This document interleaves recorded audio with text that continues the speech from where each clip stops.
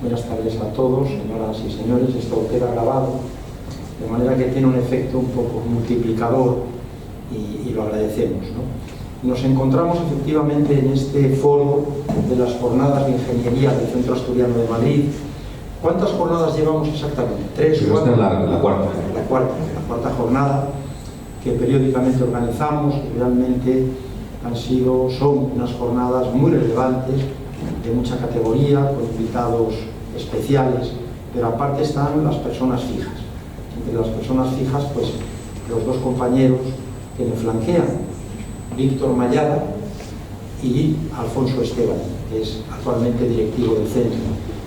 Está ausente, como he sabido, otra persona, otro directivo, que es Víctor Mallada y Martín. Los tres son ingenieros, cada uno en su especialidad, y son expertos, grandes expertos. Hablaba ahora Víctor Mallada, padre de 43 años de trayectoria, muy fecunda, de una dilatada trayectoria de entrega a la ingeniería. Y en el caso de Alfonso, pues lleva menos tiempo, porque es una persona más joven, está en los años 40, pero también con una experiencia significativa, internacional y nacional, muy destacada. Lo mismo que Víctor Martín, hijo, que de hecho, como he sabido, pues no puede acompañarnos porque está precisamente en una actividad ingenieril en Andalucía, en Málaga.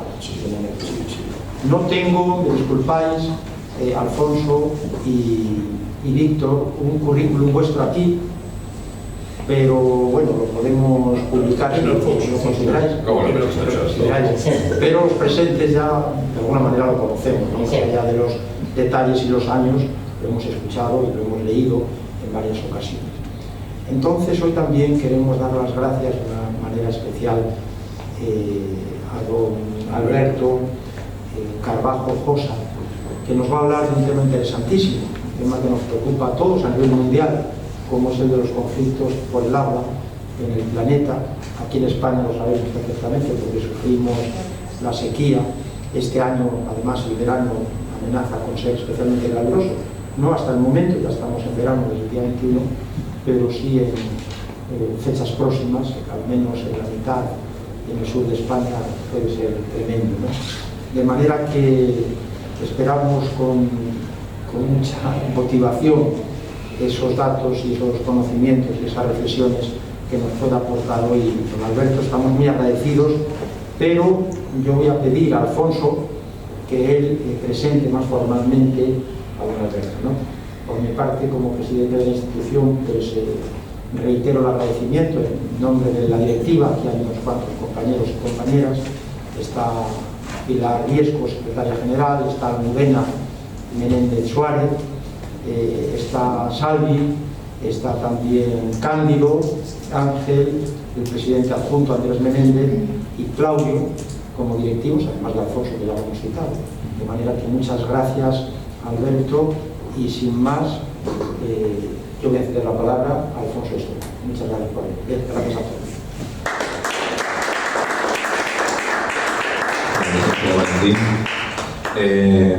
Voy a ser breve porque en principio la presentación y todas estas jornadas, sobre todo hoy que tratamos un tema nuevo que hasta ahora no habíamos tratado, cuando nos habíamos centrado un poquito en las primeras jornadas en lo que son los túneles, en grandes infraestructuras, le hemos dado una pequeña larga cambiada y hoy hablamos sobre el agua. Y bueno, pues para eso, Víctor, creando sus contactos, como decía, él de 43 años de experiencia y otros cuantos sin experiencia, que no se contarán para arriba o para abajo, pero pues nos obsequia pues, la presencia de Alberto Carbajo. Alberto Carbajo, aparte de ingeniero de minas y ex consejero de red eléctrica, es un gran experto en estos temas. Y bueno, la verdad es que pocas veces se dan las circunstancias de que estos dos ponentes que tenemos aquí tengan unos currículos tan paralelos sobre un tema tan particular como el que tenemos hoy, que es el del agua. Los dos son compañeros en la Escuela Técnica Superior de Ingeniería de Minas. Los dos son licenciados en Ciencias Económicas y Empresariales, uno profesor universitario y el otro máster en Ingeniería Geotécnica de Terreno. Y aparte de como han dicho ellos antes, compartir experiencias académicas, también fueron parte de la selección del equipo de fútbol de la escuela, de lo cual se sienten, desconozco por qué, pero muy orgullosos. Y sobre todo que son amigos, ¿no? Y gracias a esa amistad es por la que podemos tener la suerte de tener una figura de una talla, de una envergadura importante en una jornada como esta. De Víctor Mayada podemos destacar sus 43 años dedicados a la instrumentación y auscultación de presas, entre otras múltiples cosas. De presas y, como sabéis, también de túneles, ¿no? Que es un poco el punto que nos une. Empresario, creador de la empresa Ingeniería Materiales Técnicas Industriales, desde que con más de 250 personas en sus momentos álgidos, que tampoco deben andar muy lejos de los que están ahora, que lo lleva, ahora que ha heredado el emporio de su hijo, que hoy no nos acompaña por estar en Málaga, como digo yo, contando billetes. Participando en más de 300 presas y obras hidráulicas en España y el extranjero, ¿no? Sobre todo hablando de estas obras hidráulicas que hoy nos atañen. Participando en simposios con áreas técnicas y con una publicación de artículos y revistas especializadas. De don Alberto le presentará un poquito Víctor, haciendo un poco, seguro que abusando de su amistad. Y sobre el tema que tratamos hoy, vamos a lo que decíamos, vamos a dar un poco cambio con lo que hablábamos otras ocasiones sobre el tema de la geotecnia y grandes infraestructuras, y hablamos del agua. El agua como obra de ingeniería y rozando en aspectos muy puntuales pues el medio ambiente, y siendo más bien un conglomerado de efectos sociales e ingenieriles de los que queremos hablar, ¿no? En el momento de hablar de recursos, de su aprovechamiento y de cómo tiene otras influencias en cosas como vamos a ser un poquito breves con esta primera presentación, como pequeños movimientos migratorios, o cómo incluso el turismo está afectado por la presencia o no presencia de agua en ciertas circunstancias, ¿no? Al final, la existencia de agua, su aprovechamiento, la capacidad de generar infraestructuras que lo... Nos está viendo. ¿Pretendes que sí, pues eso pretendía, sí. Bueno, pero pongo ya directamente a Alberto, cuento esto un poco y luego ya empezamos. Eduardo, ¿por qué? ¿Tú sabes cómo? Sí. Ahí va. Lo que decíamos, ¿no? Estos flujos migratorios o esas formas nuevas de hacer turismo en zonas en las que no hay escasez hídrica condiciona tanto social como económicamente los comportamientos humanos, ¿no? No solo a nivel productivo, a nivel urbano, a nivel demográfico, sino también económico. Bueno, pues para eso traemos a Alberto hoy, para que lo explique mucho mejor que yo. Y sin más, pues le paso la palabra a Víctor, que presentará a Alberto, y a partir de ahí haremos esta presentación que tiene como título pues, Conflictos de agua por el mundo. Muchísimas gracias por vuestra presencia y espero que os sea interesante.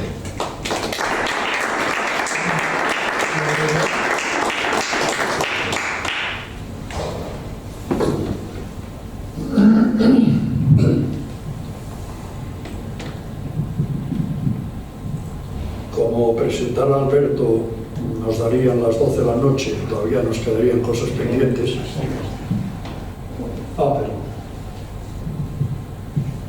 Repito que presentar a Alberto tendría que ser alguien con más equilibrio que si lo presento yo. Para mí Alberto simplemente es un amigo.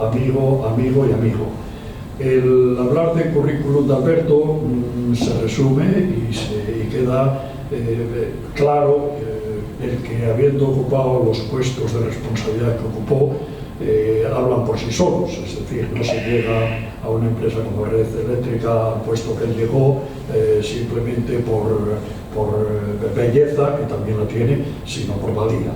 Entonces, bueno, pues aquí no venimos a disputar ningún puesto de trabajo, sino simplemente a hablar de aquello que parece hoy tan, digamos, importante como es el agua. Y hay dos posibilidades. Una, que nos aclare de cómo funciona el agua en el mundo, si habla primero Alberto, y que yo cuente algo de cómo me parece a mí que está la situación del agua en España. Y que, bueno, el orden lo decide Alberto, que va a ser el invitado. Bueno, parece ser que lo bueno queda para el final. Entonces, bueno, yo tengo dos opciones. Una, cerrar la carpeta esta, que es curioso, pero es tan alusiva, como que dice, por fuera dice, Simposio Internacional sobre Presas de Hormigón Compactado. Es decir, que bueno, y me salió gratis, o sea que ya la cosa habla por sí sola de estar en ese mercado, en ese mundo. Y lo que sí sería, como insisto, hablar lo que se me viniera a la mente, y nos darían también unas cuantas horas, o leer lo que ayer por la noche garrapateando traigo aquí, que eso ya tiene tiempo limitado. Entonces, como bueno, queremos dormir todos en casa, voy a leer esto, así a la pluma, si hace falta corto, porque hay una cuestión que tengo que preguntar, que es de cuánto tiempo más o menos disponemos, y esto el moderador... Bueno, yo más o menos estaríamos una hora aquí más o menos, así que nada, dale tranquilo y ya que Alberto ha traído una presentación más corta. Bueno, Alberto sabe de esto más que yo, entonces por eso, y además también me conoce más y sabe que soy capaz de enrollarme sin decir grandes cosas durante bastante tiempo. Entonces, bueno, él dice esto, dice así, el tema es cultura del agua, las obras hidráulicas y el desarrollo. Y bueno, al hacer un poco el peloteo, digo que cuando los codirectores de las jornadas técnicas en el Centro Asturiano de Madrid me propusieron para hablar sobre algo tan actual como el agua, me parecía una idea extraordinaria y muy oportuna. Entonces, lo primero, pues debo de darles las gracias por esta invitación.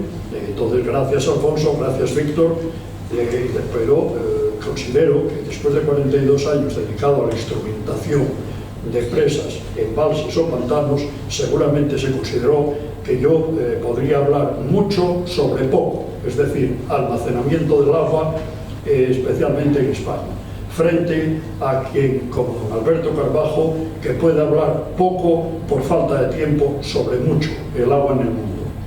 Pensé en algo que ya publiqué en el 98, que podría ser las presas, beneficios y prevención de riesgos, pero para trabajar algo cambié por más cultura sobre el agua y su insustituible labor en el desarrollo de la vida y de la economía. Nuestra Constitución dice: los poderes públicos velarán por la utilización racional de todos los recursos naturales con el fin de proteger y mejorar la calidad de la vida y defender y restaurar el medio ambiente, apoyándose en la indispensable solidaridad colectiva. Releído y meditado este artículo, observamos que no sobra ni falta una sola palabra que no sea concreta, evidente y necesaria. El agua es un recurso natural, un bien que la naturaleza nos presenta disponible y en cantidades superiores a las necesidades de nuestro país. Pero el crecimiento económico de las sociedades humanas e industriales, el mundo de la producción de alimentos, exige crecientes volúmenes de agua. El agua es un recurso renovable cuya renovación es aleatoria e independiente de las necesidades de consumo, lo que requiere el almacenamiento. El agua ha dejado de ser un bien libre para convertirse en un bien económico escaso, con relación a las necesidades, siendo, en nuestros casos, limitador del crecimiento y del más elemental abastecimiento. Hemos pasado del fiu, llávate bien, nun tengas miedo a mollate, que el agua baxa del cielo y dalo Dios de balde, de ir por agua en cubos de zinc o de porcelana a disponer de grifos por toda la casa y piscinas particulares. Hoy se necesitan grandes inversiones para garantizar su disponibilidad y evitar su degradación, a base de políticas para el agua, obligatorias para toda sociedad moderna. España es una transición entre los desiertos del norte de África y la verde Europa, con una media de precipitación parecida a la de la Comunidad Europea, pero, como estamos observando cada año, la lluvia es más torrencial, el calor es cada vez mayor y los veranos son más largos, lo cual exige el tener claramente definidas políticas del agua y para el agua. Para conseguir la media europea necesitamos un gran patrimonio de infraestructuras hidráulicas de todo tipo. Estamos con más de 1.300 grandes presas. Grande presa se define a partir de los 15 metros de altura. Más de 500.000 de pozos, pues tenemos territorios con escasez frente a otros con abundancia, lo que exige armonización territorial. En España y en el mundo, la gestión del agua y medio ambiente, así como la obra pública, deberá ser objeto de especial atención, dedicación y garantía de calidad, donde la seguridad de las infraestructuras tendrá un valor trascendente. El almacén de agua más conocido es una presa, embalse o pantano. Una presa es un muro construido a través de un río o canal para llevar agua fuera del cauce.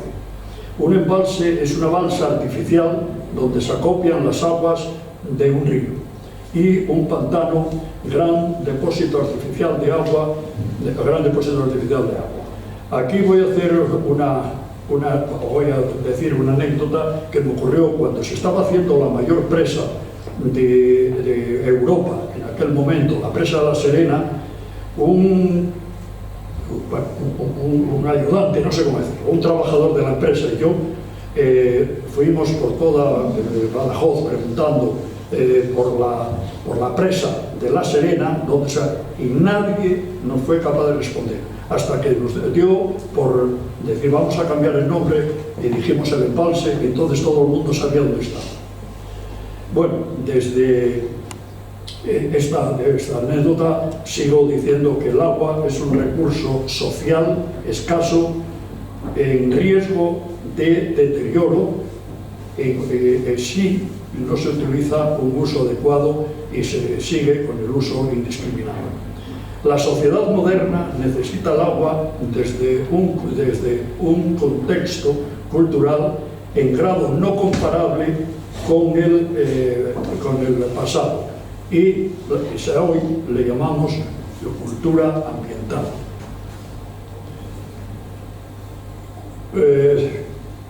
Quiero también decir algo que es lo siguiente. Cuando alguien considera esto un rollo, paramos, me preguntáis algo y yo intento responder. O sea que mientras no digáis nada, yo sigo con el rollo. Por consiguiente, las obras destinadas a su control, dominio y uso suponen un relevante interés social.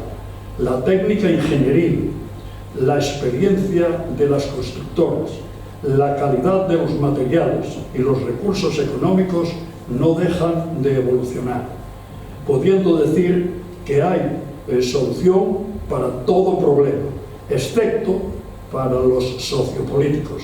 Necesitamos una profunda revisión conceptual. ¿De quién es el agua? ¿De quién es el río, subsuelo o costa? ¿Dónde emplazamos una obra hidráulica? ¿Qué hacemos con los subproductos?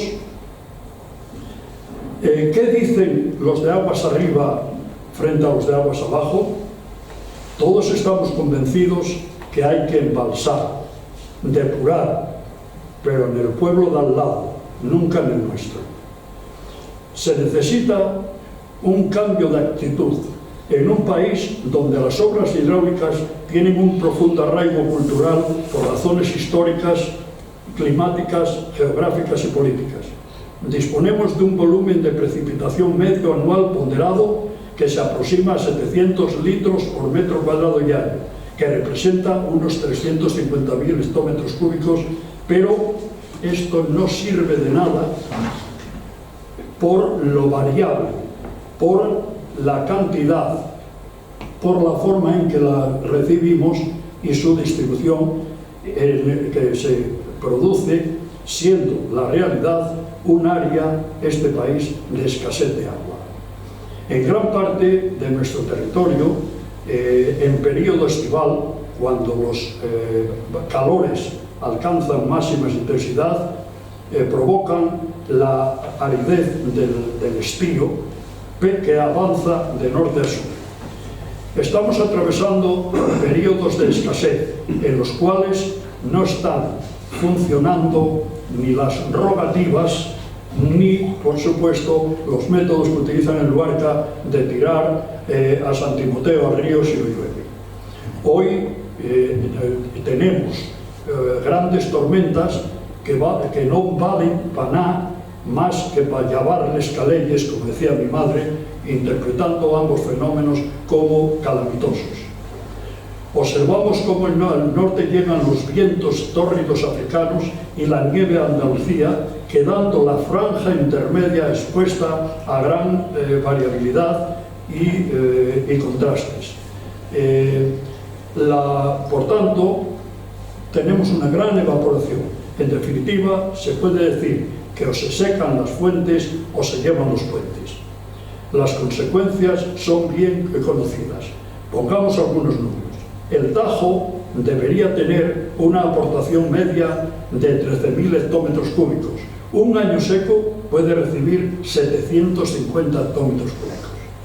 El Guadiana, de los más de 6.000 que le corresponderían en teoría, hay algunos años en que puede quedar en 200. Por algo, el saber popular denominó en nuestro país a cantidad de pueblos de nuestra geografía como Río Seco de aquí, Río Seco de allí, Río Sequillo de más allá. De espectaculares avenidas debo resaltar la del Duero en 1961, que pasó de 50 metros cúbicos segundo a 19.000. Por otra, conocida sobradamente por los de mi edad, fue la del Turia en 1957, cuyas inundaciones correspondieron a una diferencia entre los 50 metros cúbicos segundo a los 5.000 metros cúbicos segundo. Las grandes avenidas de los ríos Ebro, Duero, Tajo han dejado jalones o marcas de 10 a 15 metros por encima de su altura habitual. Grandes ciudades han nacido en el mundo próximas a los ríos, pero en nuestra península suelen estar a una cierta distancia de ellos o parapetadas sobre alturas próximas. El asalto a los ríos es relativamente reciente. Aquí también, por ejemplo, debo de hablar que cuando estábamos haciendo la presa en Málaga, pues nada más que la gente empezó a ver cómo subía el muro, era de materiales sueltos, o es de materiales sueltos, pues la gente empezó a decir que cómo se iba a desaprovechar el cauce pudiendo construir o hacer, digamos, explotaciones agrícolas aguas abajo. Bueno, pues esa presa llegó incluso a rebosar, con lo cual los que así pensaban estaban equivocados. La variación estacional invernal, contrapuesta a la del estío, junto a los años de abundancia, tenemos los de escasez, lo cual nos obliga a reflexionar sobre la necesidad de almacenar, repartir, distribuir, economizar e investigar dónde y cómo obtener agua potable. A las técnicas hidráulicas de derivación, distribución y almacenamiento se integrarán las técnicas jurídicas y sociales de uso y gestión. Bueno, esto lleva un poco de veneno, pero poco. Durante mis 43 años de profesional visitaba casi a diario las confederaciones hidrográficas de toda España, el Servicio de Vigilancia de Presas, la Dirección General de Obras Hidráulicas y las comisarías de aguas. La Confederación Hidrográfica es un invento español copiado en todo el mundo, pero Creo que estos organismos a día de hoy no están en su mejor momento. Los ingenieros responsables gozaban de prestigio internacional. Podemos decir que hay tantas técnicas de captación de agua como necesidades, pues el ingenio o la tecnología nos aportan ejemplos que van desde las minas, los viajes de agua de Madrid, las galerías en Canarias, pozos verticales, azudes de derivación o presas de centenares de metros de altura o longitud. Pongamos como ejemplos Proserpina, que es de la época romana. Los árabes también tuvieron una gran cultura del agua. Tenemos en Madrid la presa del Atazar, de especial relevancia. En Barcelona tenemos la Baels. Antes mencioné la Serena, que en su momento fue el mayor embalse, digamos, de Europa. Así hasta 1300.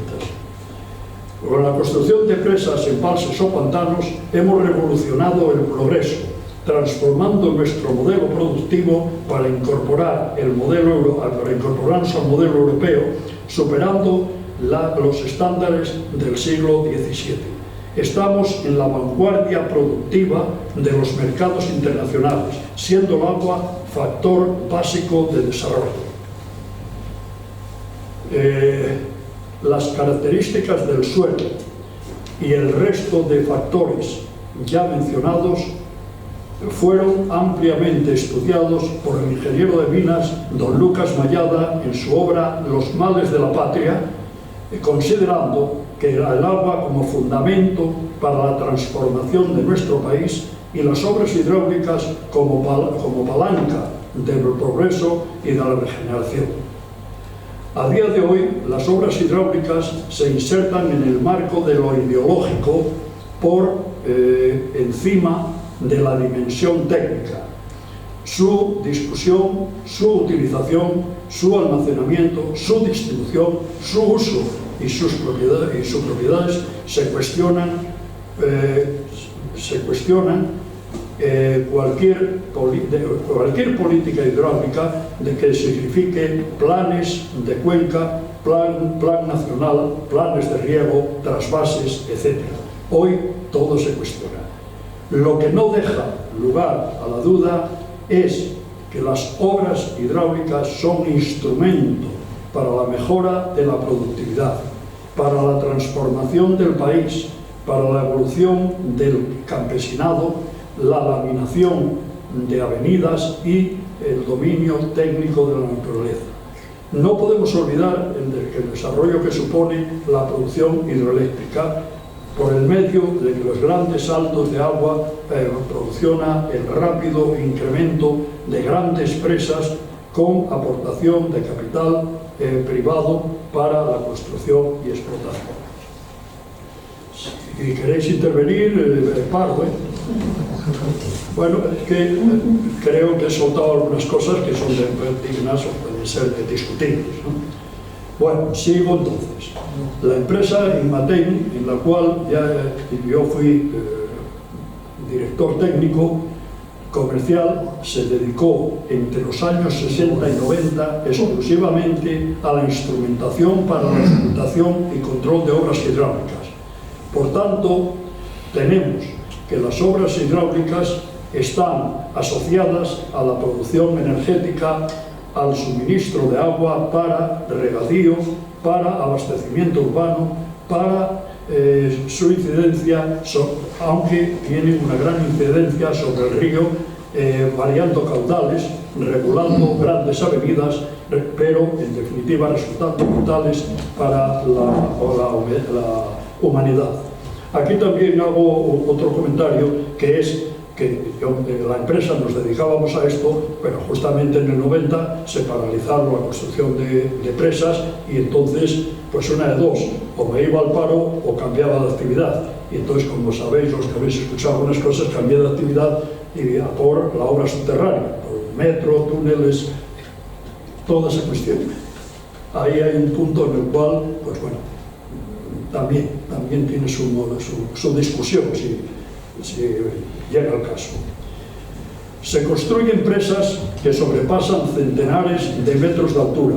Algunas exceden los 1000 hectómetros cúbicos. En España, entre los años 50 y 90, se construyeron más de 500 presas, pero han, lógicamente, como diría, inundado valles enteros, anegando comarcas, generando, digamos, lagos artificiales con una superficie de aproximadamente 300.000 hectáreas. Es decir, que bueno, no todo es positivo dentro de la gran obra hidráulica. Tiene también estos inconvenientes que acabo de mencionar. Pero, insisto, que la obra hidráulica y el desarrollo van de la mano, resolviendo problemas sociales, pero siempre estarán sujetas a las circunstancias políticas. Hoy tenemos una deriva ideológica sobre la técnica. Personalmente considero que la sociedad debe exigir razones puramente técnicas frente a quienes descubren argumentos negativos sin más argumento que la oportunidad política. No copies.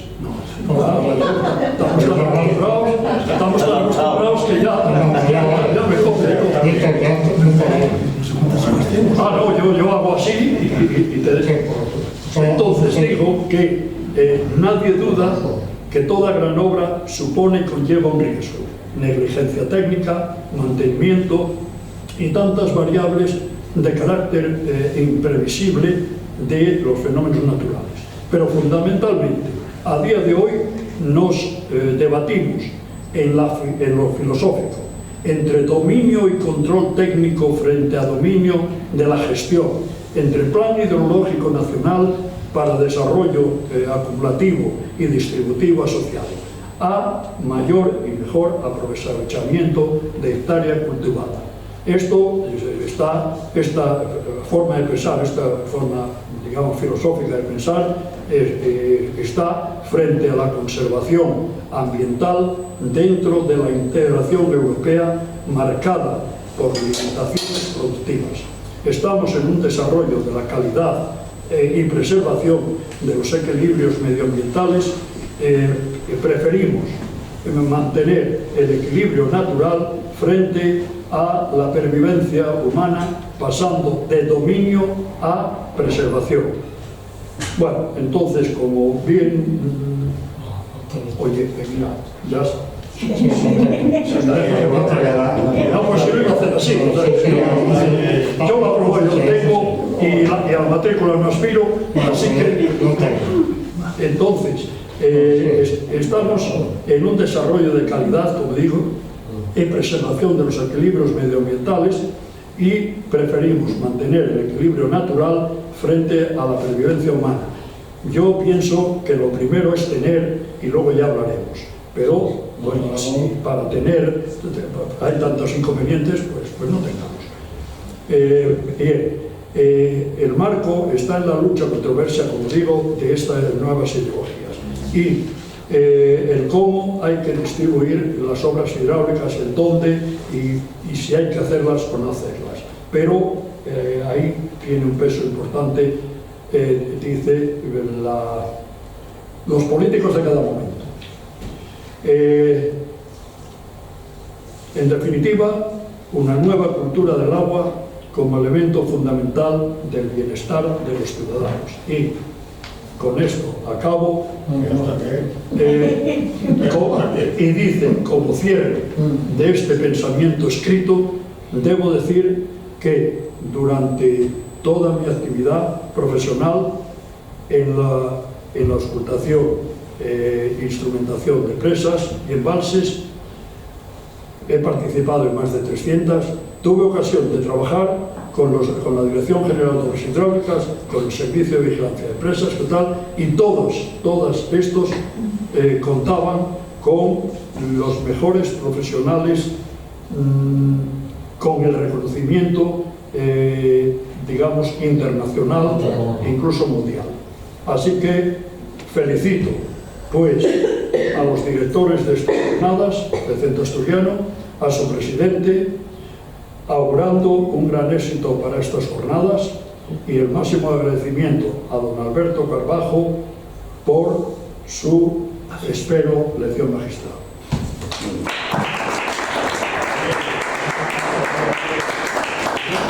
Muchas gracias, Víctor. Solo una cuestión que quiero decir, muy bien.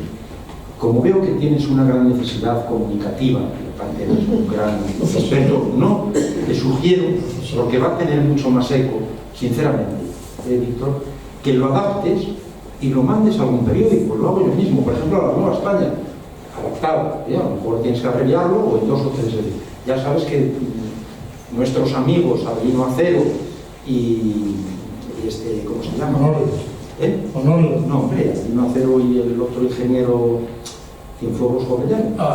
Ignacio García Cienfuegos Jovellanos. Cienfuegos Jovellanos escriben como... Bueno, don Alberto, me permito darle la palabra. Muchas gracias. Un segundín. Yo la ampliación que digamos, en el tiempo concedido es que es proporcional a la nómina de que voy a decir. Ajá.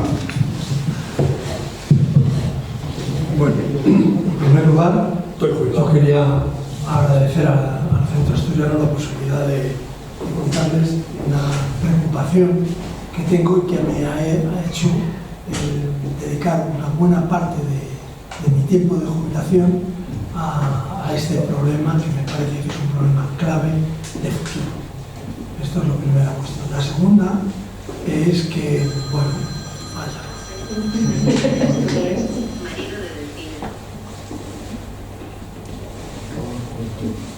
La segunda es que, aunque no soy asturiano, A ver que se corra el micrófono un poquito, por favor. Que se oye mal, ¿no? Sí, es que me tengo que poner aquí, sí, ¿verdad? Bueno, la segunda es que, aunque no soy asturiano, soy asturiano de adopción.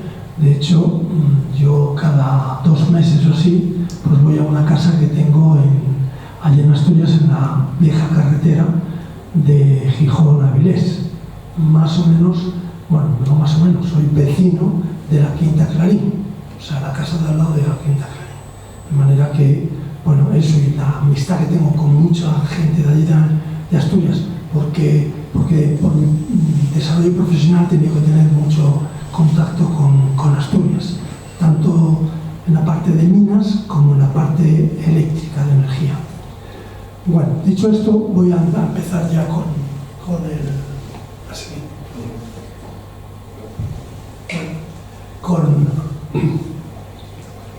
Hablando del agua, y para hablar del agua y sobre todo de los conflictos que tiene el agua hay que saber 2 o 3 cosas.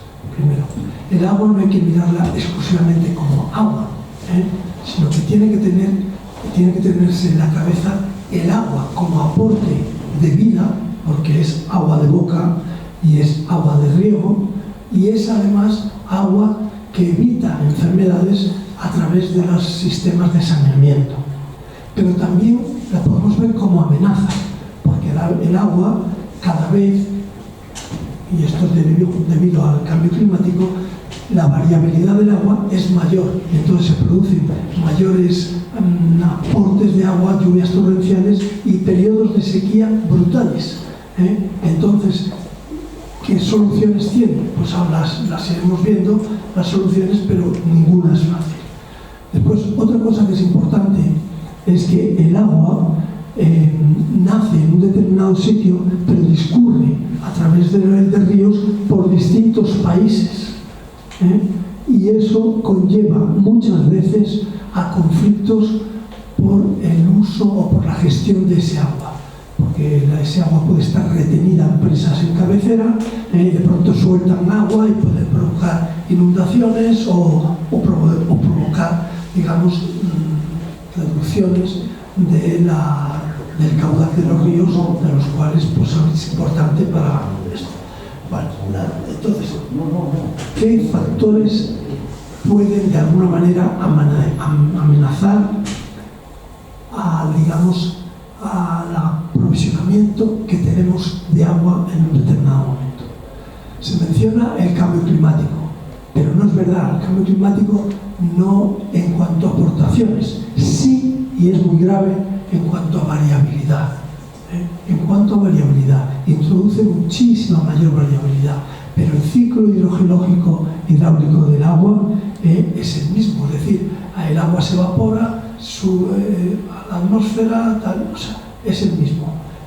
Lo que pasa que produce eso y está produciendo otros factores, que es un calentamiento global de los mares y que lleva consigo la disolución de una parte del permafrost, ¿sabes? Bueno, es una capa de hielo que está en el Ártico, fundamentalmente, que tiene dos problemas. Uno, incrementa el volumen de agua, porque de alguna manera incrementa el volumen de agua, y sobre todo, lo más importante, libera una gran cantidad de CO2 y de metano, fundamentalmente metano. Y el metano es un gas que es 20 veces más letal que el CO2. El CO2 produce el efecto invernadero, pero ese efecto invernadero es 20 veces más fuerte, más con el metano.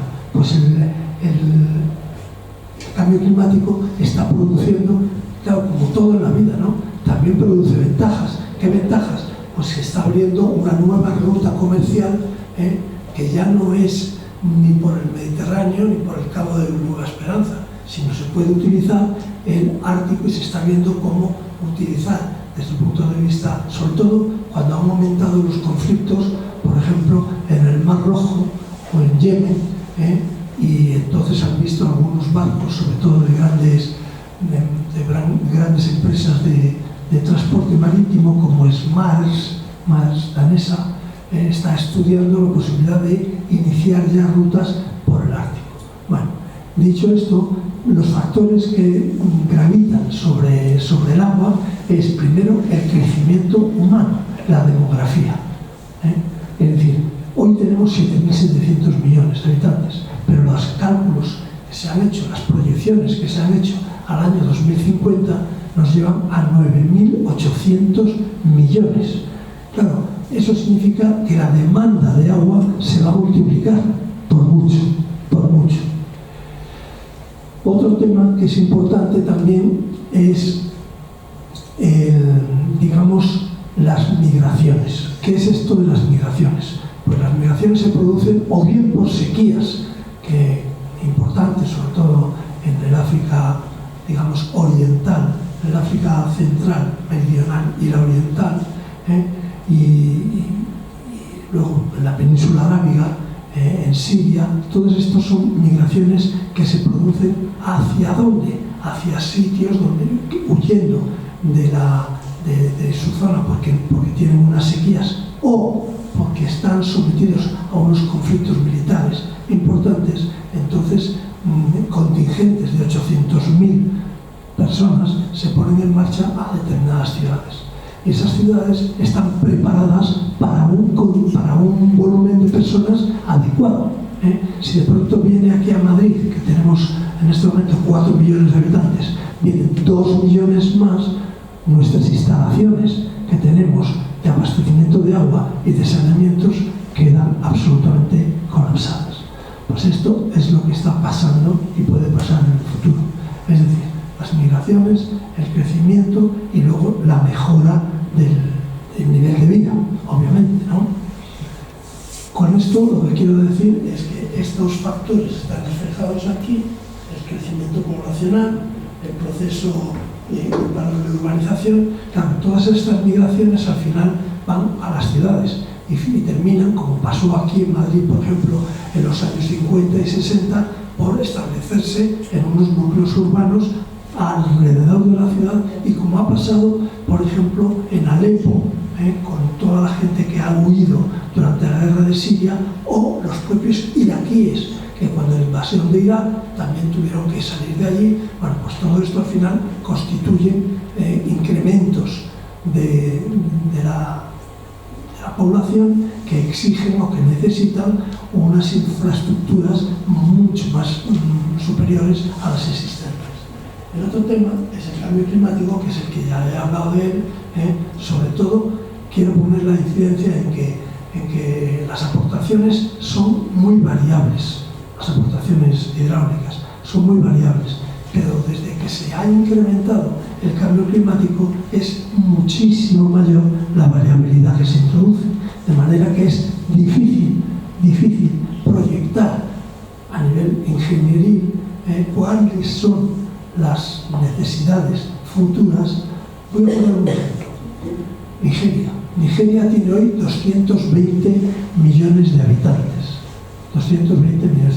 Nigeria es un país, digamos, con grandes aportaciones hidrológicas, porque llueve bastante y tal. Pero tiene un problema que en Nigeria está Boko Haram. No sé si han oído hablar es una fracción yihadista y está produciendo unos conflictos que traen como consecuencia migraciones importantes. Pero Nigeria tiene unas tasas de natalidad que mientras nosotros tenemos el 1,1, en Nigeria está en más del 7%. De manera que la ONU tiene proyectadas que en el año 2050 Nigeria es una bomba de relojería. Nigeria tendrá 900 millones de habitantes. Y 900 millones de habitantes en el año 2050 supone un problema brutal de urbanismo, de provisionamiento de aguas, de todo ese tipo de cosas. Ya el arranque, la situación inicial es, a nivel del mundo, es bastante mala como para plantearnos estos problemas que nos pueden venir por, digamos, la urbanización. Pensemos, también hay hechos estudios en ONU diciendo que el 70% de los 9.800 millones que tendremos en el mundo, el 70% vivirá en ciudades que muchas de ellas ni están diseñadas en este momento, ni están diseñadas. Ciudades que tendrán son megápolis, que tendrán a lo mejor 15 o 20 millones de habitantes. Algunas de estas ciudades ya por las condiciones climáticas están empezando a hacerse, por ejemplo en Sumatra, o por ejemplo en Arabia Saudí. Arabia Saudí se está haciendo una ciudad que pretende ser la capital, que está mucho más pegada al Mar Rojo que Riyadh, que está sobrepasado. Bueno, la siguiente es que evidentemente no he dicho todos los problemas, los veremos ahora en la siguiente transparencia, pero la ONU sacó una cosa que se suponía que para el año 2030 podía dar solución a muchos de los problemas. No pretende ser todos, pero muchos. Y las clasificó en 17, más bien 16, y luego 17, que la 17 es establecer, digamos, relaciones y contactos para poder poner en marcha los 16 precedentes. Entre los 16 está el sexto, el agua limpia y saneamiento. Agua limpia y saneamiento. Bueno, cuando pensamos en el agua, hay que pensar que el agua la necesitamos para beber, para regar, es decir, para alimentarse y para saneamiento. Si falla uno de esos tres, falla la humanidad. ¿Por qué falla la humanidad? Porque hay un nexo estudiado también, alimentación, agua, energía. Y si falla ese nexo, o bien no somos capaces de desarrollar una vida saludable, porque, por ejemplo, si no tenemos saneamiento, las enfermedades se multiplican. Pensemos, bueno, en la siguiente transparencia lo veremos, que cada 2 minutos muere un niño por enfermedades del agua en el mundo. Cada 2 minutos. Que 800 millones de personas tienen problemas de malnutrición. 800 millones de personas que pasan hambre, es decir, que no reciben el aporte de nutrientes suficientes para su desarrollo normal. Que la mortalidad infantil está, en algunas zonas del mundo, está absolutamente descontrolada.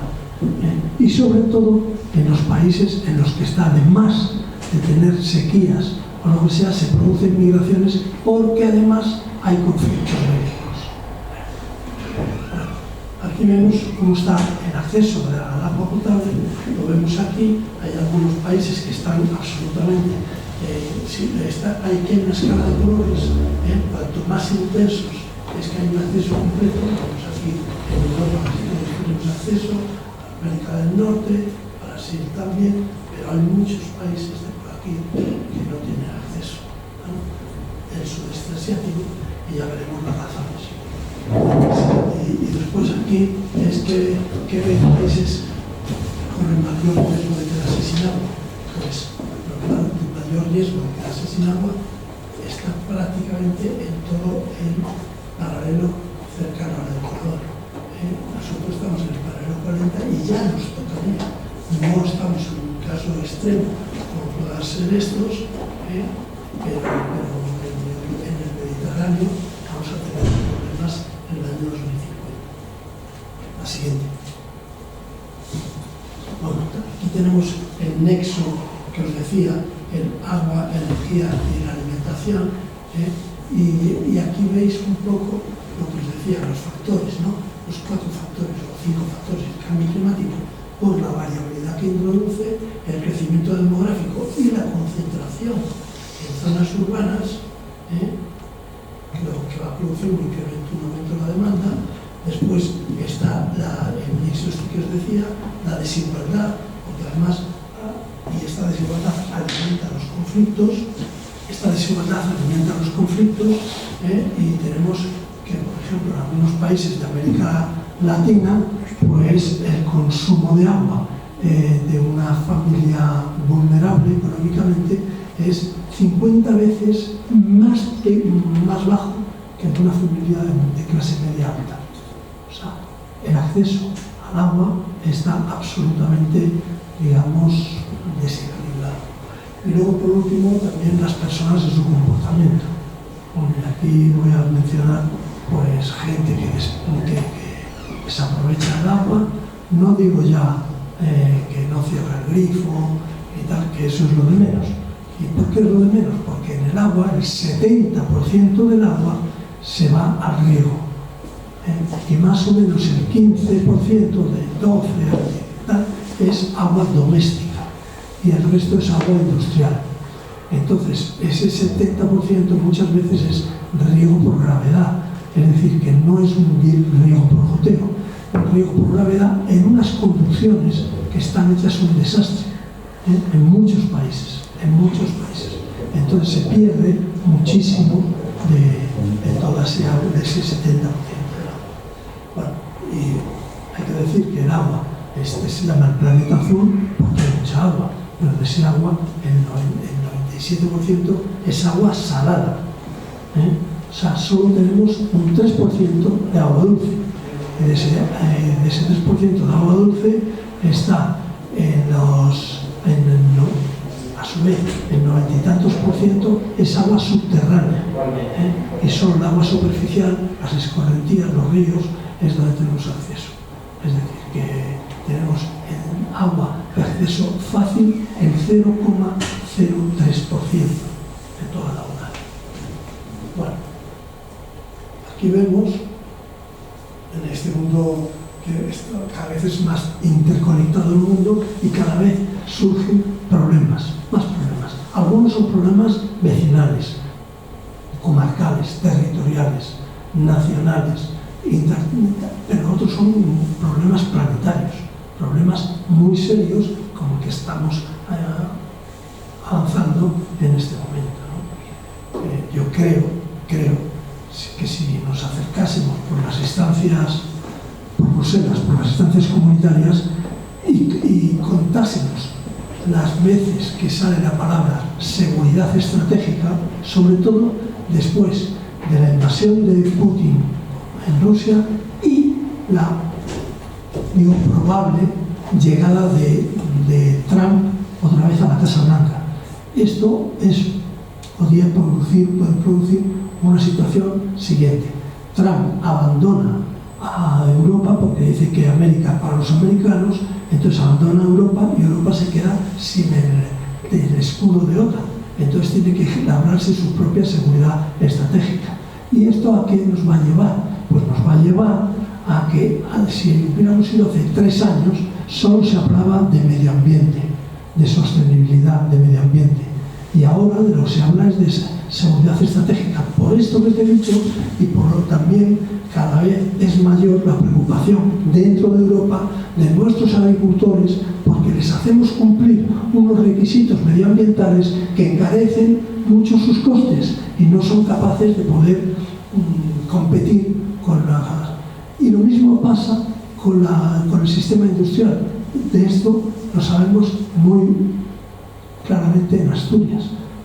Cada vez es mayor, digamos, la deslocalización a países en donde hay menos requisitos ambientales o técnicos, y entonces se compiten con nosotros. Ya en España es difícil mantener, por ejemplo, la fábrica que está en Aboño de Tudela Beguín, que es una fábrica de cementos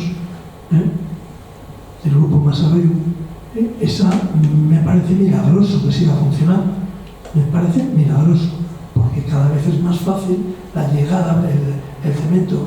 Viaja en mar por carretera, entonces llega en barcos muy fácil el cemento hecho en Turquía, hecho en Egipto, en todos estos países del Mediterráneo. Bueno, este es el ciclo hidrológico global. Entonces vemos que sí, que efectivamente hay lluvias, que no sé qué puede aparecer.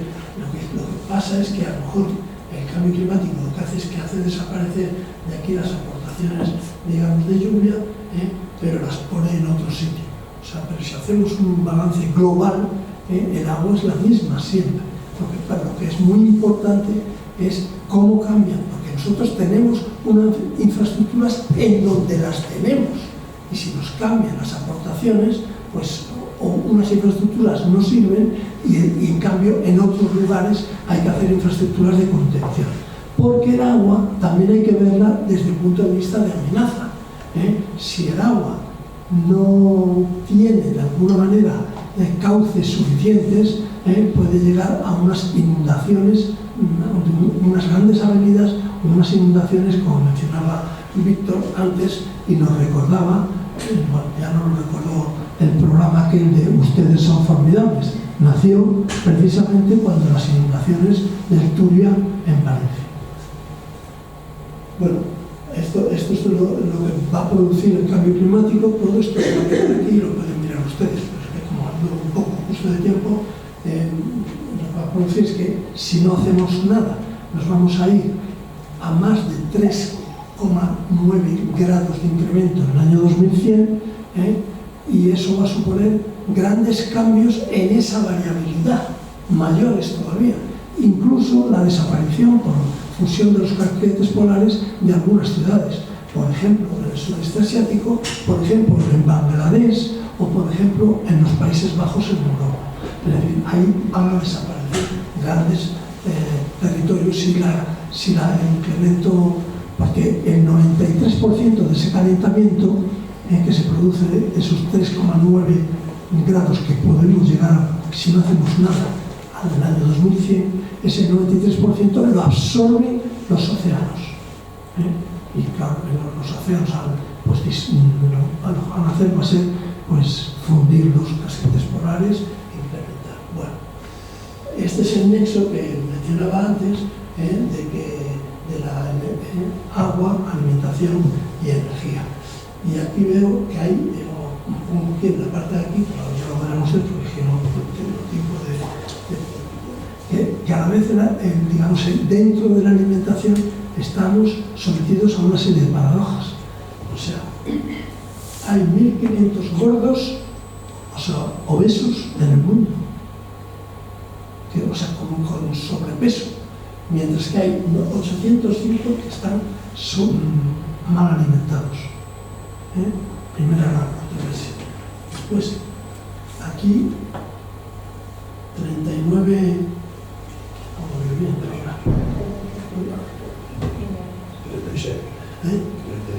36, pero es que no me acuerdo de las...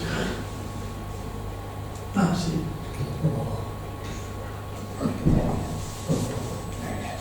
Bueno, en las transparencias se ve mejor que en la proyección, se pone y no se puede ver. Bueno, pues son paradojas normales de la digamos, cultura que tenemos, que es una cultura que es, digamos, en los países desarrollados es como a ver quién puede más, a ver quién más come, a ver quién no sé qué, grandes escenas, ¿no?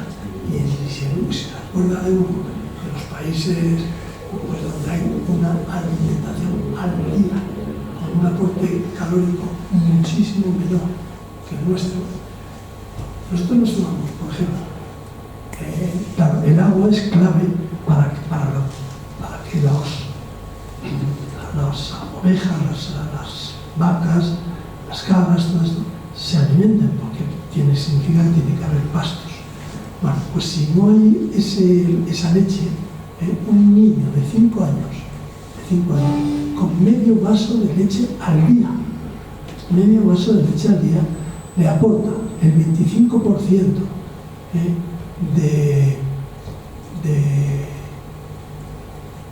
de calorías y el 65% de sus nutrientes. Es decir, y así lo ha entendido la ONU. Y, por ejemplo, eso lo ha ensayado en Sudán, donde la gente vive del pastoreo y entonces con las sequías han muerto un montón de animales o han tenido que desplazarse y entonces ahora lo que hace la ONU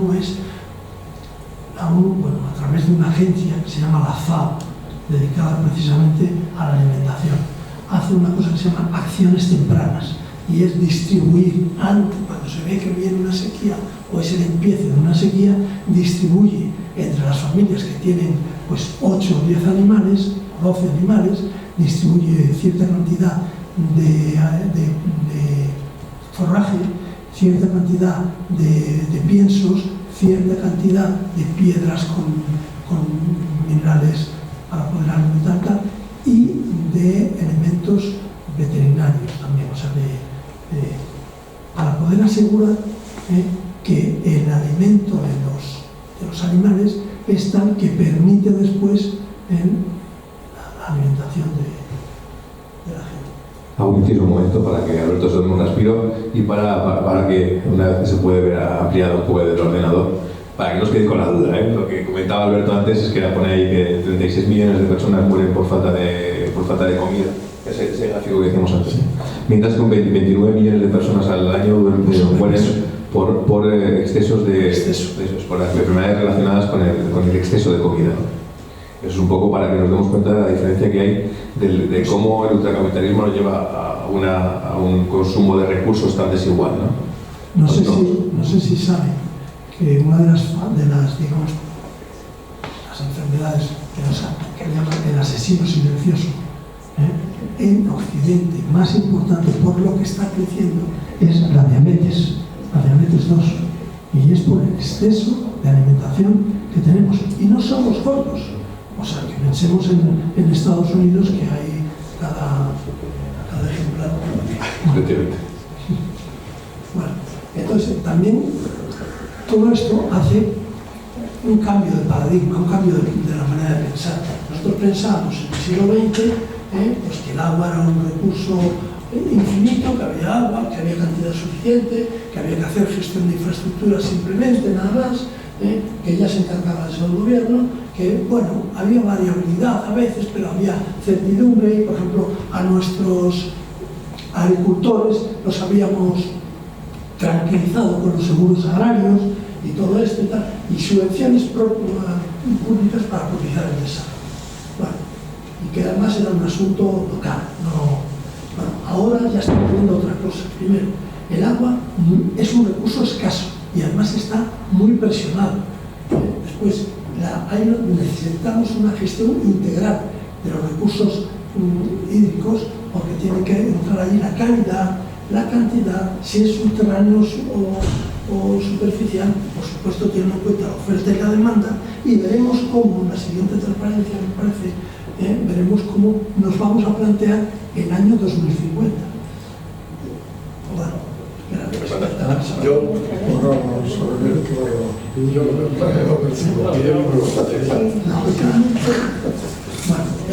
también nos preocupa el desarrollo sostenible. Decimos que ahora hay que hacer una gobernanza del agua y veremos después por qué. Hay que hacer una planificación hidrológica. En España lo tenemos, pero en muchísimos países no. Y nos preocupa la adaptación al cambio climático, la gestión del riesgo y hablamos incluso de señales económicas para recuperar los costes de las infraestructuras, todo ese tipo de cosas. Y desde luego vemos que existe un asunto que ni lo mencionábamos en el siglo XXI, que es la geopolítica. ¿Por qué interviene la geopolítica?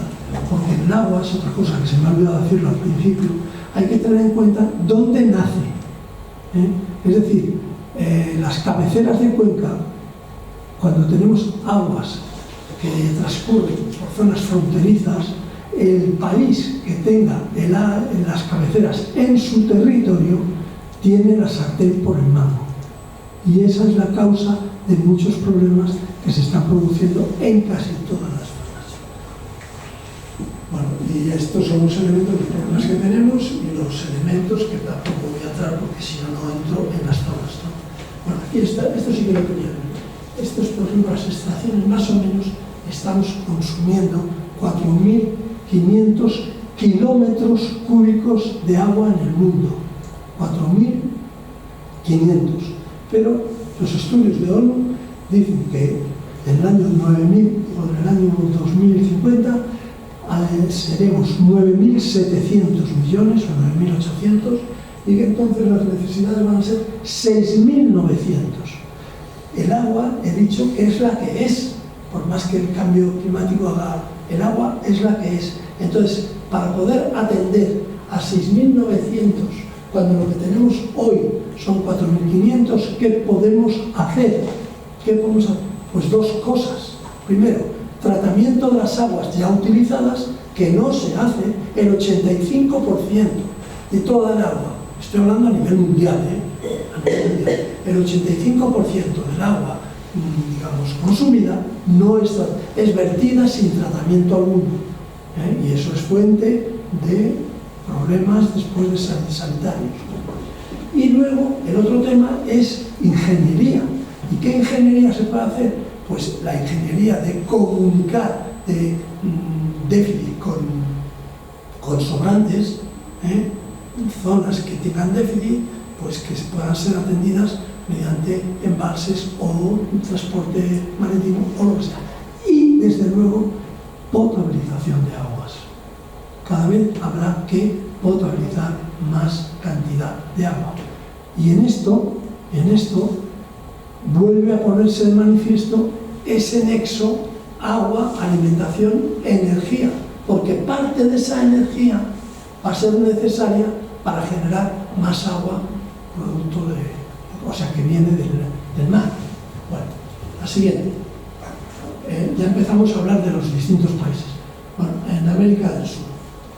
América del Sur es un país que tiene bastante agua, pero sin embargo, a pesar de que tiene bastante agua, tiene bastantes problemas de agua en según qué zonas, sobre todo en el Caribe, en la zona del Caribe es donde más problemas existen. Aunque también existe, por ejemplo, en Perú y una parte en Bolivia, pero no por la falta de agua, sino por la falta de la distribución de ese agua. En muchos de estos países lo que tenemos es problemas del saneamiento. Pensemos que hay todavía mucha gente que no tiene acceso a un cuarto de baño. Tienen que ir por agua y luego defecan en el campo. Es decir, es una paradoja. En este mundo hay 500 millones de personas que defecan en el baño. Hay más gente que tenga móvil a que tenga váter. Es que es tremendo, En África todo el mundo tiene móvil, por ejemplo. Bueno, digo que esta zona es una zona que tiene bastante agua porque tiene 4 de los ríos más importantes del mundo. De hecho, tiene el río más largo y con más caudal, que es el Amazonas. Pero luego también está el Orinoco, hay 4 ríos enormes. Y luego tiene 3 cuencas hidrográficas importantes. Una que es aquí en el centro, otra que es el Mar de la Plata, y otra que es la zona austral. Todas esas son zonas que tienen, digamos, pero está amenazada también porque aquí hay muchas zonas en que se están desertizando. Son agua, o sea, se están, digamos, derritiendo parte de los Andes, y entonces ese agua se está derritiendo, que estaba alimentando a las zonas vecinas, pues si desaparece ese agua, pues ya dejarán de poder. Bueno, total, que tenemos aquí este problema, y es un problema que yo creo que está suficientemente sensibilizado. El problema más importante de agua lo tiene Haití, después Dominicana, después también lo tiene Perú, Bolivia, y esos son fundamentalmente los graves problemas. Nadie hace tratamiento de aguas, nadie. Está empezando ahora Brasil a hacer plantas de tratamiento de aguas residuales. Es ahora cuando empieza Brasil a hacer eso. Esta es una medida que, como hemos visto antes en el balance, va a ser necesaria en el año 2050, porque eso y la potabilización es la que nos va a dar el gap, esa diferencia entre los 4.500 kilómetros cúbicos que consumimos hoy y los 6.900 kilómetros cúbicos que consumiremos en el mundo en el año 2050. Bueno, la siguiente es África. Bueno, África, esto es un galimatías. Realmente en África donde tenemos los problemas es aquí, a pesar de tener el Nilo. El Nilo es el segundo o tercer de los ríos más importantes. El Nilo. Hay 2 zonas complicadas en la. Aquí, cuando en el año 1835, me parece, los europeos descubrimos, el lago Chad, que está aquí, está aquí. Bueno, era el segundo lago más grande del mundo, y hoy día está medio seco, porque se ha hecho una gran extracción de las aguas subterráneas y porque además los aportes han sido menores. Entonces, esta parte es una parte problemática, y otra parte problemática es el Cuerno de África. Porque aquí en el Cuerno de África tenemos el problema de los monzones, y entonces la variabilidad de las aportaciones hidráulicas, de las lluvias, es tremenda. Se pasa por Nigeria,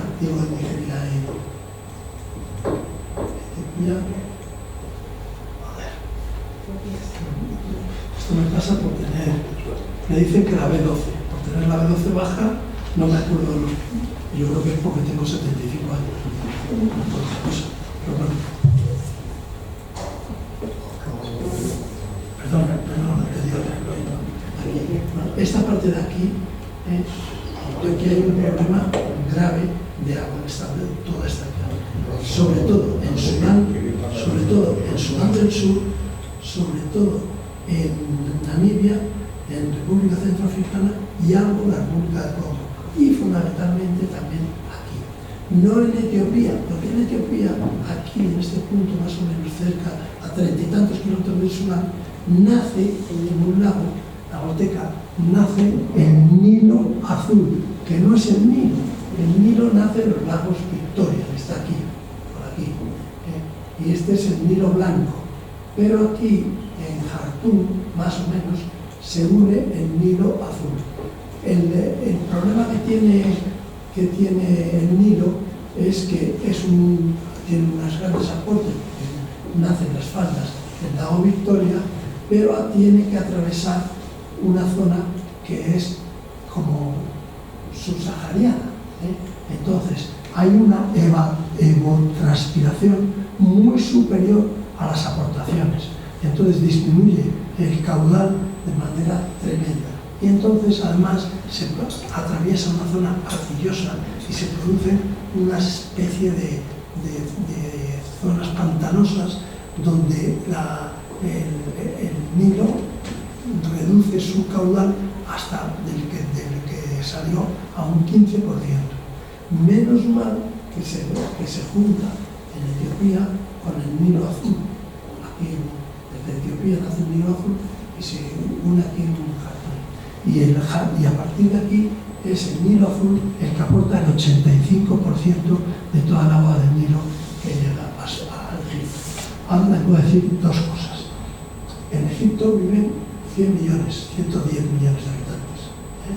En Sudán viven 48 millones. En Etiopía viven 100 millones de habitantes. Todos estos son países que no... Y bueno, Sudán del Sur es uno de los países más pobres del mundo. El 85% de la población está en lugares de baja alimentación, o sea, subalimentados, el 85%. Bueno, pues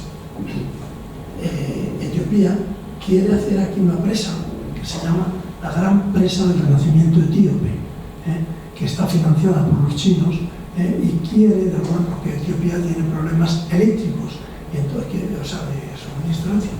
Entonces quiere hacer una presa y esa presa quiere con ella pues incluso poder vender electricidad a los países vecinos.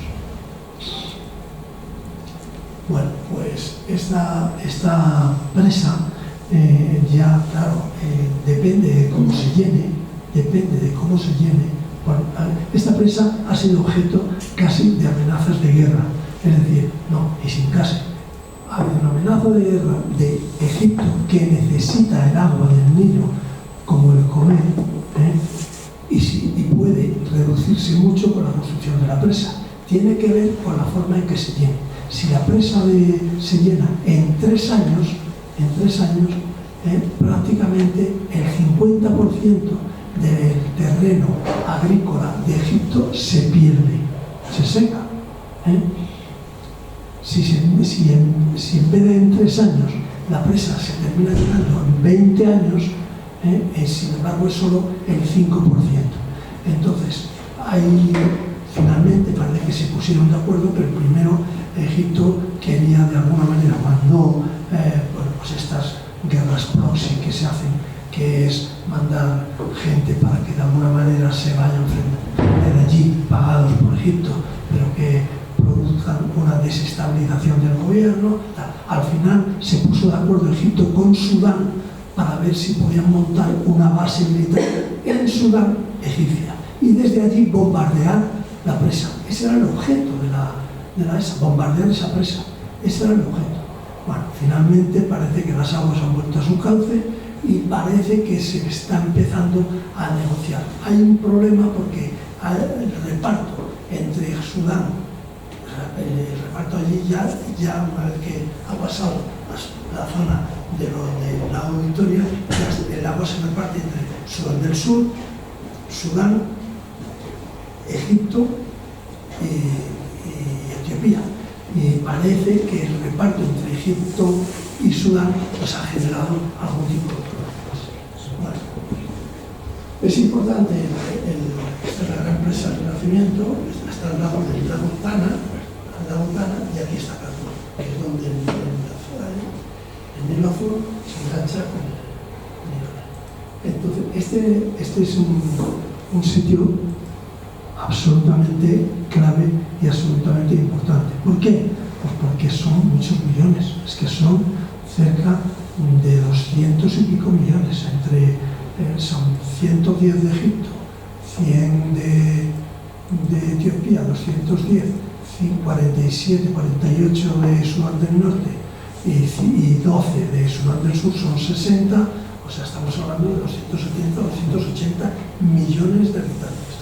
Claro, la falta de alimentos para 200 millones es causa escaso sobrevivir seguro. Y por otra parte, Egipto también necesita el agua porque necesita industrialmente el agua, aunque el 85%, el 80-85% del agua que toma Egipto es para la agricultura, también tiene algunas factorías industriales que necesitan el agua.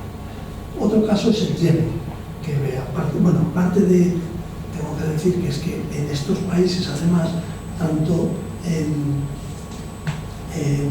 Yemen como en Yemen del Sur consiguió la independencia hace 10 años y ha habido una guerra interminable, con lo cual ha producido migraciones tremendas. Migraciones que también se han producido en Sudán, porque ha venido gente de la guerra de Etiopía con Eritrea, y también es gente huyendo de la guerra, se situó en Sudán. Pero es que en Sudán también ha habido guerra. Hoy estamos en guerra. El año pasado, en marzo del año pasado, hubo un golpe militar y se cerró los 3 años de desarrollo democrático que se implantaron de la mano de ONU. Entonces hay una guerra entre dos guerrillas, entre el ejército y una guerrilla mandada por Zapalo, que está apoyada por el grupo Wagner de Rusia. Bueno, Yemen es otro problema. También tenemos una guerra en este momento en Yemen. Hay una guerra que son los hutíes, que es una, digamos, herramienta, los hutíes son la rama militar de una digamos, raza o subraza que son los huzíes. Los huzíes son musulmanes, pero de la rama chiita. No exactamente chiita, sino fatimí, pero que es muy parecido a los chiitas. Entonces, dentro de esa expansión de Irán, que fomentó Hamas, fomentó los hutis y fomentó Hezbollah en su combate ideológico con Israel, pues los hutíes han estado apoyando a los gazatíes, lanzando un montón de misiles y tal, y han tomado la última acción desde noviembre o así, han empezado a bombardear también con misiles el paso, desde el mar de Adén, que es este de aquí, el paso, este estrecho se llama Bab el-Mandeb. Bab el-Mandeb. Bueno, pues desde ese es un estrecho pequeñito que tiene una isla ahí en medio, y por aquí pasan los barcos, que este es el mar Rojo, y por aquí pasan los barcos, y aquí se unen ya con el canal de Suez. Por aquí pasa una parte importantísima del comercio que llega a Europa, porque la alternativa es dar la vuelta por todo el Cabo de Nueva Esperanza. Por tanto, esa guerra de esos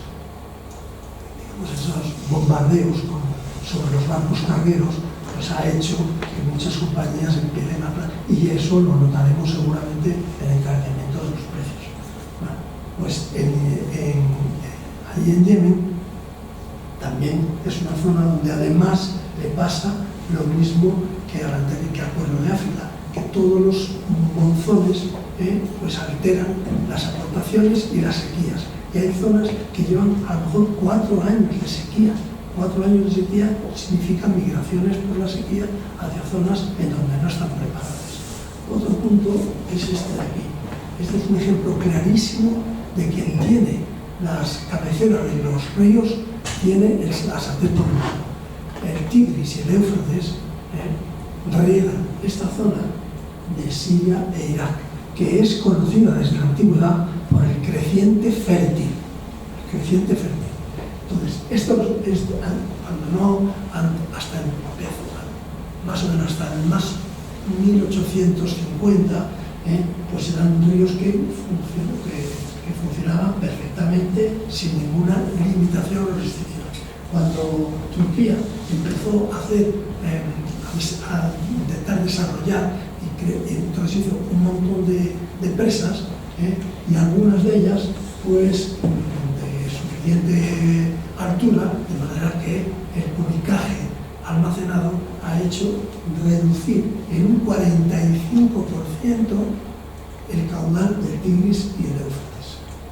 Estos dos ríos, uno atraviesa directamente, va el Tigris, va directamente por Irak, el Éufrates va también por Siria, pero finalmente, según pasa a Irak y desembocan en el Índico ya juntos, ¿no? Bueno, llegamos a Israel. Seguramente todos nos acordamos de cómo era el acuerdo de 1948, cuando se produce la Nakba, que es, digamos, la salida de la diáspora, porque invadió el ejército israelí, tomó posesiones y entonces pues un montón de palestinos tuvieron que salir de sus pueblos y marchan. Y marcharon fundamentalmente a Siria y a Jordán.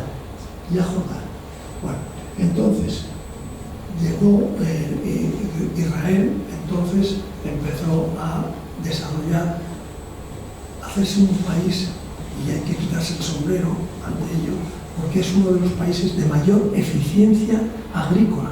Es decir, todas sus...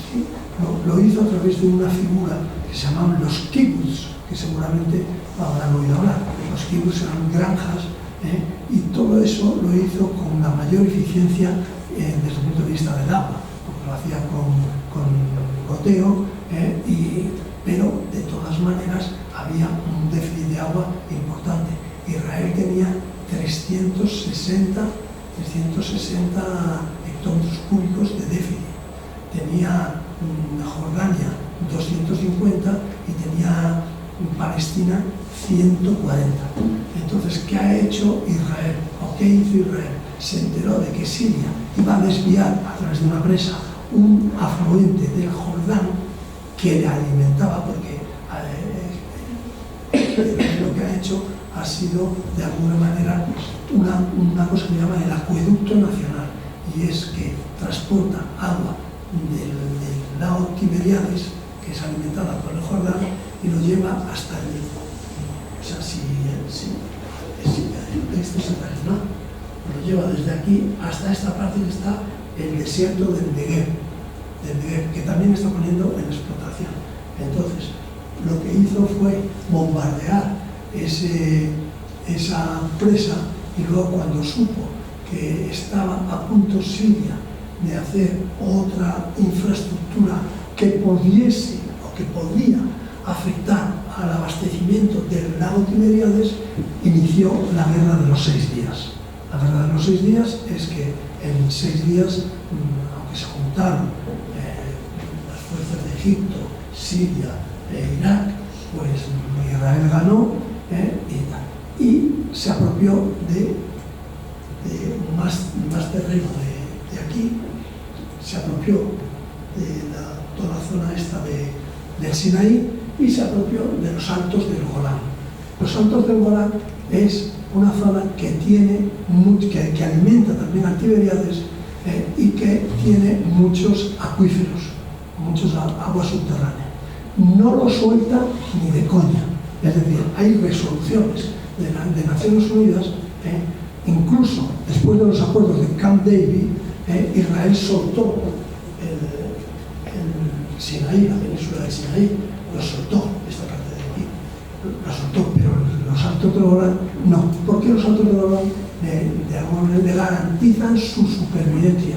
Le garantizan la supervivencia del agua, porque Israel al final controla 1000 hectómetros cúbicos de agua. Los controla a través de ¿qué? De los aportes que hace el Jordán y el acueducto nacional que lleva hasta el Negev, y después porque creó una empresa que se llama Mekorot, que es la que gestiona toda el agua, y nadie tenía derecho a hacer ninguna infraestructura, los palestinos, nadie. A través de los acuerdos de Oslo consiguieron que Mekorot soltara parte de esas competencias, y ahora solo controla el 53%. Pero los palestinos tienen que pedir, cualquier autorización a esta de Mekorot para hacer cualquier obra hidráulica, como un pozo o lo que sea.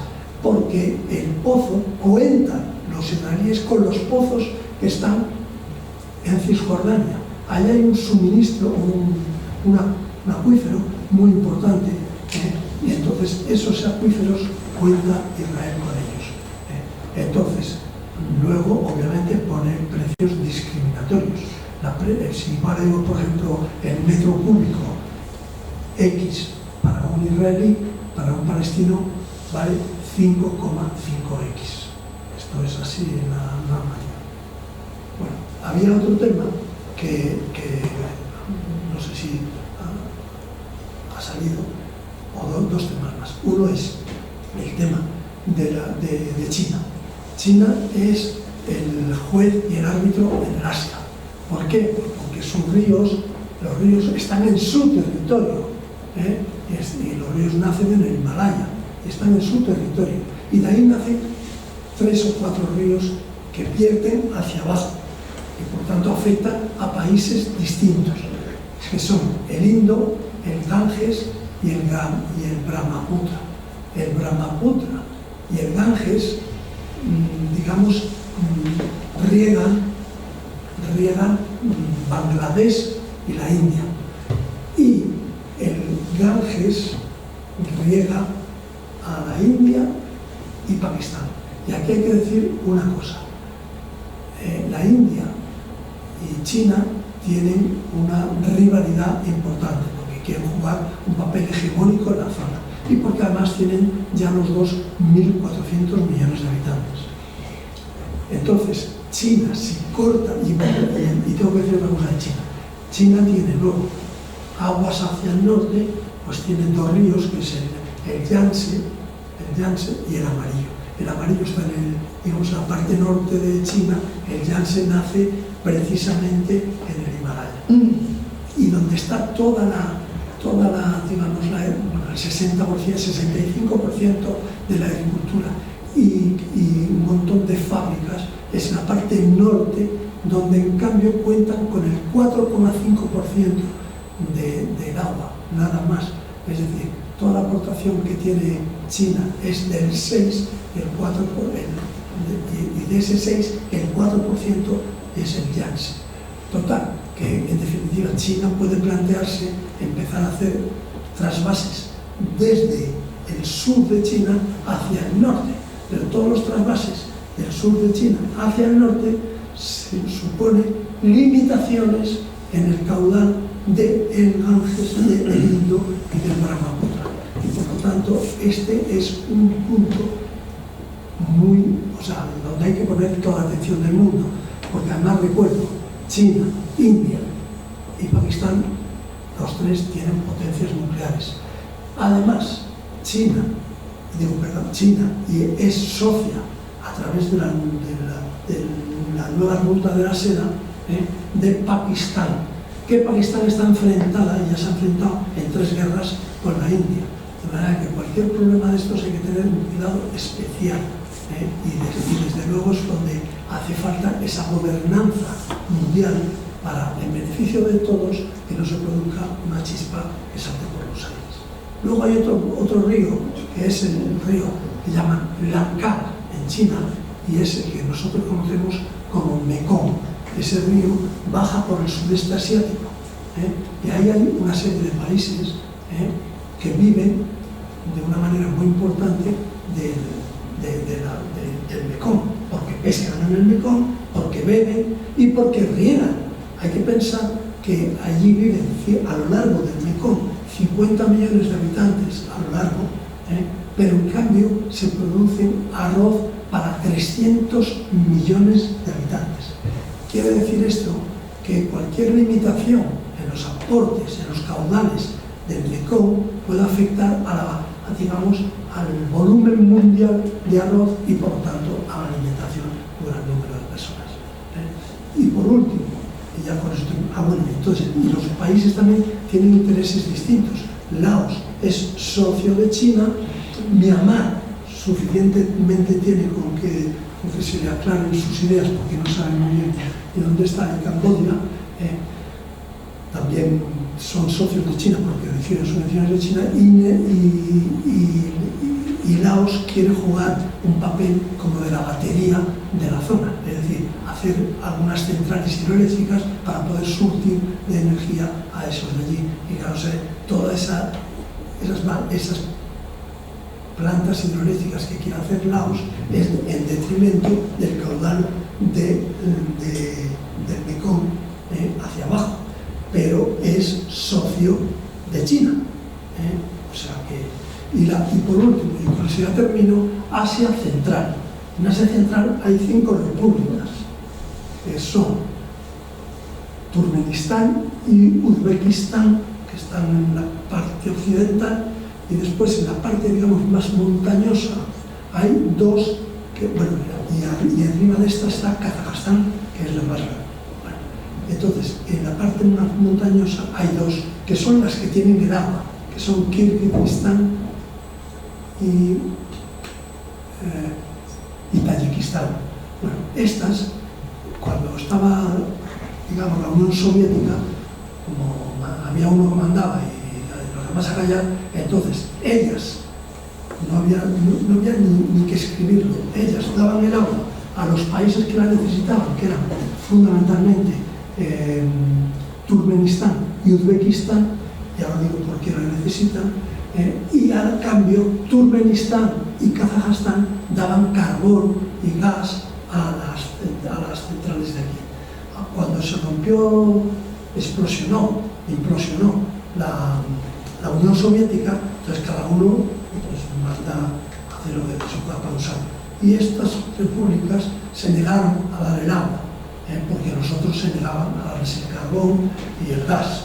Entonces, ahí hay 2 ríos que nacen precisamente en esas cordilleras: el río Sirdaria, que va por el norte, y el río Amu Daria, que va regando a Tayikistán, por supuesto, y después tanto a Uzbekistán como a Turkmenistán, que están en el sur.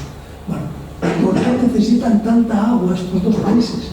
Porque siembran muchísimo algodón, y el algodón consume muchísima agua.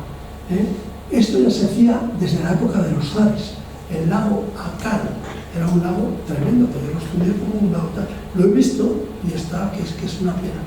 Está todo porque han utilizado los acuíferos, han sacado tanta agua, han hecho, pero claro, el 95% del agua que se consume en Uzbekistán va a la irrigación de los campos de algodón, el 95%. Y el 90% en Turkmenistán va también a lo mismo. En Turkmenistán no es tanta la preocupación porque su aporte al PIB es menor porque tiene mucho gas, Turkmenistán, pero no es el caso de Uzbekistán. Uzbekistán no tiene gas y supone el algodón el 40% de su PIB. Bueno, todo esto está lindando al otro lado de las montañas con Afganistán. Entonces Afganistán ahora está haciendo un canal, el Top Kepa, se llama Top Kepa, que va, tiene un canal y una presa, que va a limitar los aportes del Amu Daria, del río de abajo, y por lo tanto va a afectar tanto a este como a Tayikistán, como a Turkmenistán y fundamentalmente a Uzbekistán. Y aquí entonces se producen luego intereses encontrados, porque por una parte no se pueden llevar mal o muy mal con los talibanes de Afganistán, porque Turkmenistán quiere vender su gas a través de un gasoducto que hay que atravesar y pasa por Afganistán hasta llegar a Peshawar en Pakistán. Y claro, pues la situación es también explosiva porque si los afganos ponen en marcha eso y no hay alguna solución, que se ha pensado en una posible solución, que la aporta Tayikistán, y es que aguas abajo de esto de aquí piensa hacer un canal, Tayikistán, cuando ya han pasado el Top Kepa, un canal que pueda llevar, pero no el que hicieron a principios del siglo XX, que era de arena y se pierde la inmensa mayoría del agua, sino un canal que lleve agua en condiciones necesarias para irrigar los campos de algodón, tanto a Uzbekistán como a Turkmenistán. Bueno, es un rollo lo que les he colocado de mucho cuidado, pero lo único que quería es sensibilizarles, porque el agua es una amenaza, o sea, es un riesgo tremendo el que tenemos. Y es un riesgo tremendo porque vamos a ser muchos, y hay un déficit tremendo.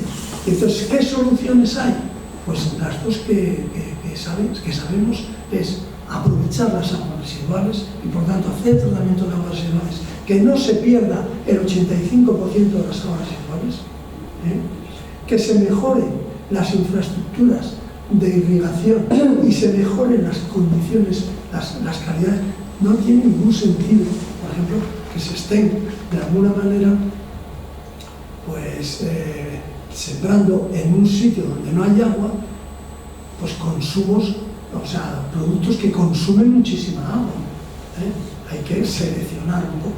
Y luego el último es la potabilización.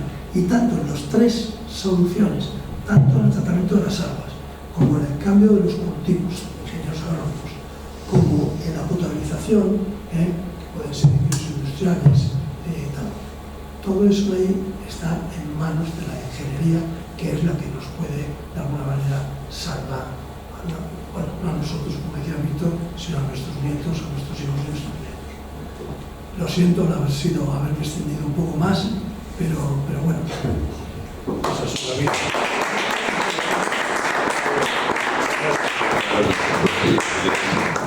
Termino un poquito, un pequeño, bueno, primero un agradecimiento a Alberto por la exposición.